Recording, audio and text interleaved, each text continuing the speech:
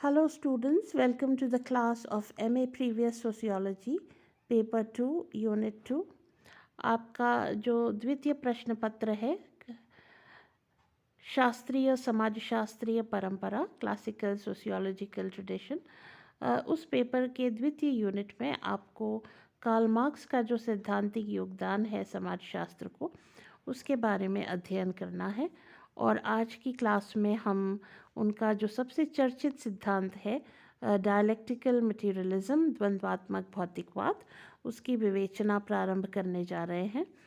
आज हम इस विवेचना का प्रथम भाग देखेंगे। मैं Anupama Saha, associate professor sociology, government college Sirohi, Rajasthan. जैसा कि आप देख पा रहे हैं अपने स्क्रीन्स पर, हम सबसे पहले एक बहुत ही संक्षिप्त परिचय लेंगे कार्ल मार्क्स का और उनके सिद्धांत का। कार्ल मार्क्स के नाम से आप लोग अनभिज्ञ तो नहीं हैं, क्योंकि बीए फाइनल में भी आप लोगों ने कार्ल मार्क्स का जो योगदान है समाजशास्त्रीय सिद्धांत को उसके बारे में पढ़ा है। आपने द्वंद्वात्मक भौतिकवाद का जो सिद्धांत है कार्ल मार्क्स का, उसका अध्ययन किया है। लेकिन अब हम थोड़ा सा विस्तार से फिर से इस सिद्धांत को पढ़ेंगे और समझेंगे। तो Karl Marx is said to be one of the most influential philosophers of the 19th century. तो 19वीं शताब्दी के जितने चिंतक और दार्शनिक रहे हैं उनमें कार्ल मार्क्स का नाम अग्रणी है, और वे 19वीं शताब्दी के बहुत ही महत्वपूर्ण और प्रभावशाली दार्शनिक चिंतक रहे हैं। Marx was a materialist philosopher. Materialism is that branch of philosophy that believes that the material world came first and consciousness came later. तो मार्क्स जो है वह एक भौतिकवादी दार्शनिक माने जाते हैं, और भौतिकवाद जो है वह दर्शन शास्त्र की वह शाखा है जो यह मानती है कि यह भौतिक जगत पहले आया और उसके बारे में विचार बाद में आया या चेतना बाद में आई। तो मार्क्स का भी यह मानना था कि भौतिक जगत पहले आया और चेतना या विचार बाद में आया। Marx was greatly influenced by noted philosopher Hegel, who happened to be an idealist philosopher. अब संयोग ये रहा कि मार्क्स जो है वे अत्यंत प्रभावित रहे एक और दार्शनिक हीगल से, जो कि एक आइडियलिस्ट फिलोसोफर थे, विचारवादी दार्शनिक थे। Idealism is that branch of philosophy that believes that idea came first and the material world came later. तो जो आइडियलिज्म है, जो विचारवाद है, वो भौतिकवाद के बिल्कुल उलट है। और विचारवाद ये मानता है कि विचार पहले आया, चेतना पहले आई, और ये भौतिक जगत बाद में आया। तो वास्तव में इस तरह से हम देखें तो फिलॉसफी में दो अलग अलग स्कूल्स ऑफ थॉट हैं, विचारधाराएं हैं, आइडियलिज्म और मटेरियलिज्म। आइडियलिज्म या विचारवाद यह मानता है कि विचार पहले आया और इस भौतिक जगत का जो निर्माण है वह उसके बाद हुआ। लेकिन जो भौतिकवादी विचारक हैं वह ये मानते हैं कि ये भौतिक जगत पहले आया और विचार या चेतना उसके बाद आई।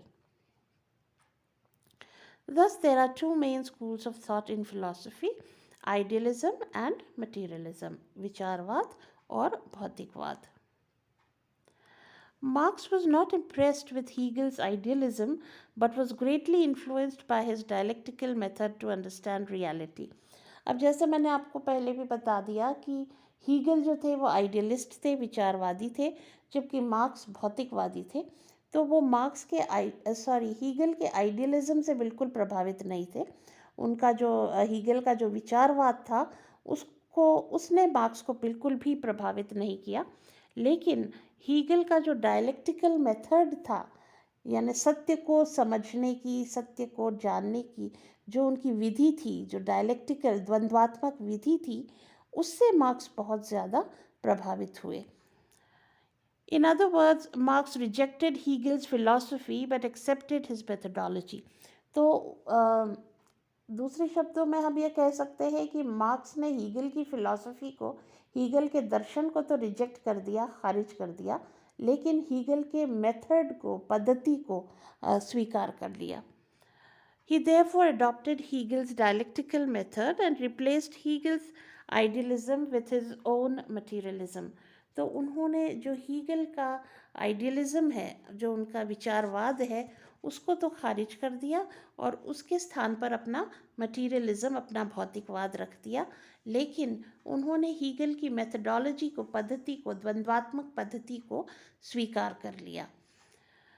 Hence Marx's theory is called dialectical materialism. तो इसीलिए जो मार्क्स का जो सिद्धांत है वह कहलाता है dialectical materialism, द्वंद्वात्मक भौतिकवाद। हीगल का जो सिद्धांत है वह कहलाता है dialectical idealism।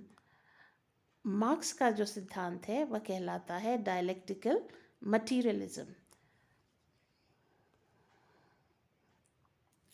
अब हम मार्क्स के डायलेक्टिकल मटीरियलिज्म को समझें, उससे पहले हम डायलेक्टिक्स के जो 4 प्रमुख नियम हैं उनको समझ लें।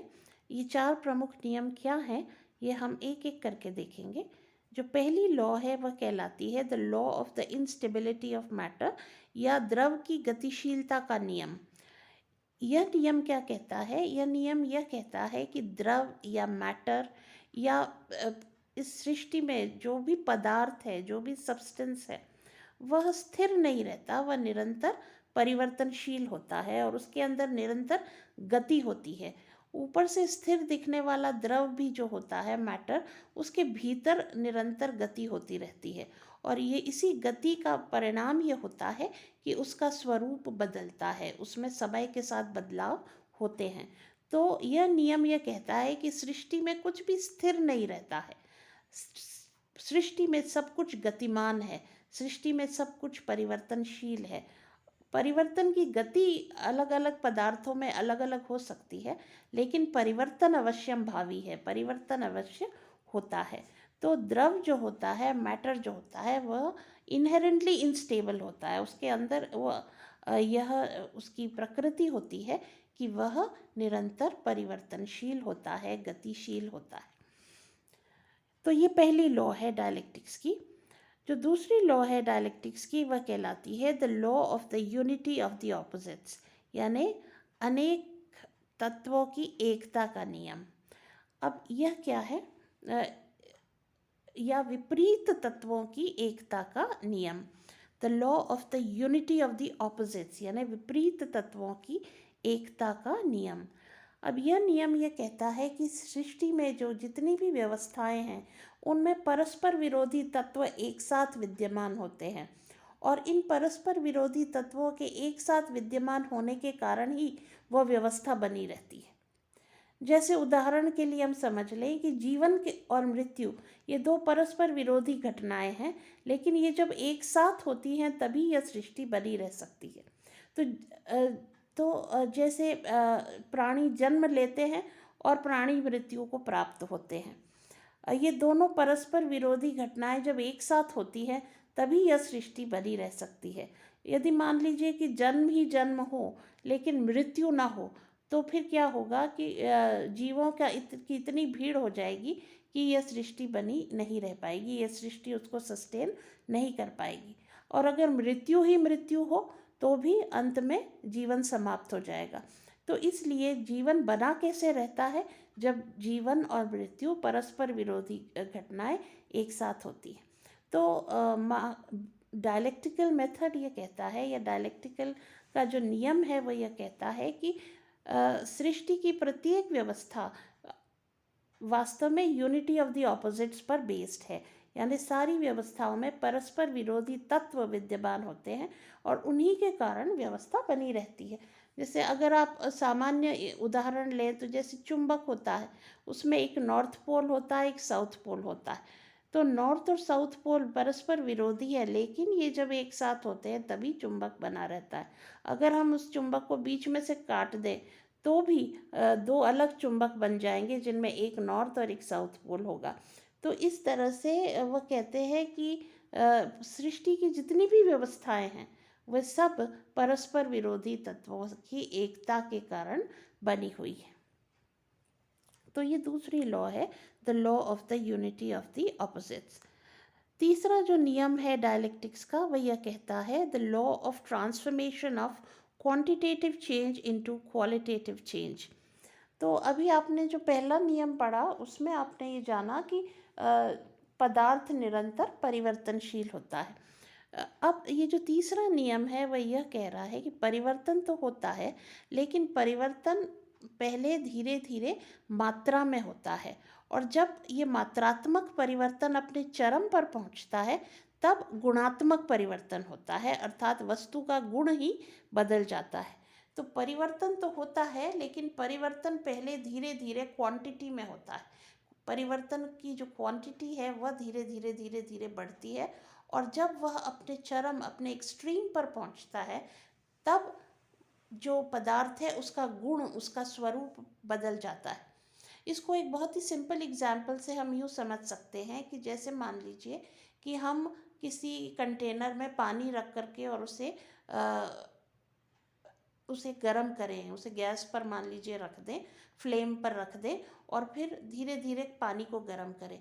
तो पानी पहले एकदम ठंडा था या रूम टेम्परेचर पर था, और उसके बाद जैसे ही हमने उसे गर्म करना शुरू किया, पानी में गर्मी धीरे धीरे धीरे धीरे गर्मी की मात्रा बढ़ती चली जाती है।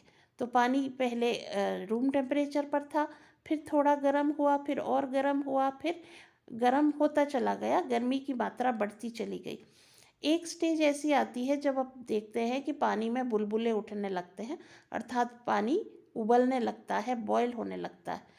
उसके बाद भी अगर हम उस पानी को और गर्म करते चले जाएं, यानी गर्मी की मात्रा बढ़ाते चले जाएं, तो फिर एक स्टेज ऐसी आती है कि जब पानी पानी नहीं रहता, वह वाटर वेपर बन जाता है, वाष्प बन जाता है, गैस बन जाता है। तो पहले तो परिवर्तन मात्रा में हुआ, अर्थात गर्मी पानी की बढ़ती चली गई, और एक अंतिम स्टेज पर आकर पानी का स्वरूप ही बदल गया और पानी लिक्विड से गैसियस फॉर्म में आ गया। तो परिवर्तन हमेशा पहले मात्रा में होता है, और उसके बाद जो है वस्तु का गुण ही बदल जाता है या उसका स्वरूप ही बदल जाता है। तो ये डायलेक्टिक्स की तीसरी लॉ है। और जो चौथा नियम है डायलेक्टिक्स का वह यह है, द लॉ ऑफ नेगेशन, यानी नकारात्मकता की नकारात्मकता का नियम। अब इसका मतलब क्या है? यह लॉ क्या कहता है? यह लॉ ये कहता है कि जो भी बदलाव होते हैं वे अलग अलग चरणों में होते हैं, और एक चरण से दूसरे चरण में जाने का जो परिवर्तन का जो बीज है वो पहले चरण में अंतर्निहित होता है, और फिर वह जो बीज है वो उस चरण को नेगेट करता है, उसको खारिज करता है, उसको नकारता है, और उसमें से ही अगला चरण सामने आ जाता है। फिर उस दूसरे चरण में भी परिवर्तन का बीज उसी के भीतर विद्यमान होता है, वह बीज उस द्वितीय चरण को नकारता है, और फिर तीसरे चरण में हम पहुंचते हैं।